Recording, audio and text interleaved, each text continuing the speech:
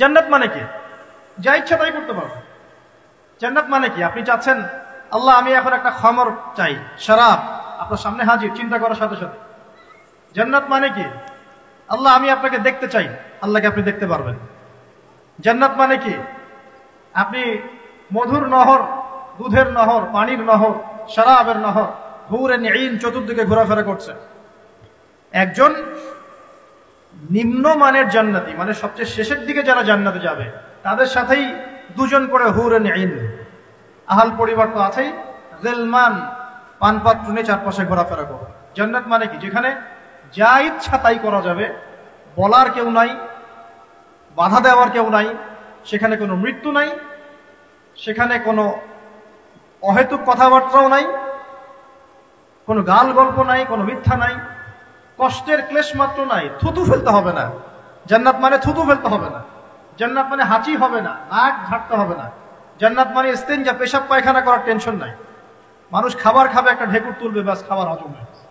আর জান্নাতের সবচেয়ে বড় বিষয়টা কি? আল্লাহ পাককে আমরা এই চোখ দিয়ে দেখতে পারবো ইনশাআল্লাহ। আর তার সমকক্ষ একটা বিষয় হচ্ছে আল্লাহ পাক বলে দিবেন যে আমি তোমাদের সবার উপর সন্তুষ্ট হয়ে গেলাম, যাও কোনোদিন অসন্তুষ্ট হবে।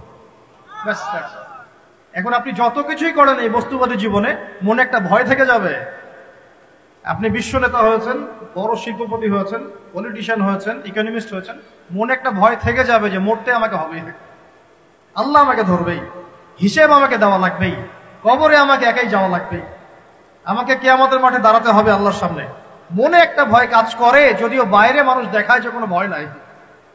মানুষ বাইরে অভিনয় করে, মানুষ সমাজের মানুষের সাথে বাইরে একটা অভিনয় করে।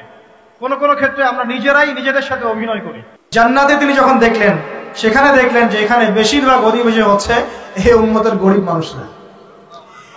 এই উম্মতে কারা? গরিব মানুষ, টাকা পয়সা কম, এত হিসাব কিতাব নাই, 5 ওয়াক্ত নামাজ পড়ে, রোজা রাখে, সাধ্যমতো দান সদকা করে, সত্য কথা বলে, জান্নাতে চলে যাবেন ইনশাআল্লাহ। গরিবদের 500 বছর আগে, কত বছর আগে?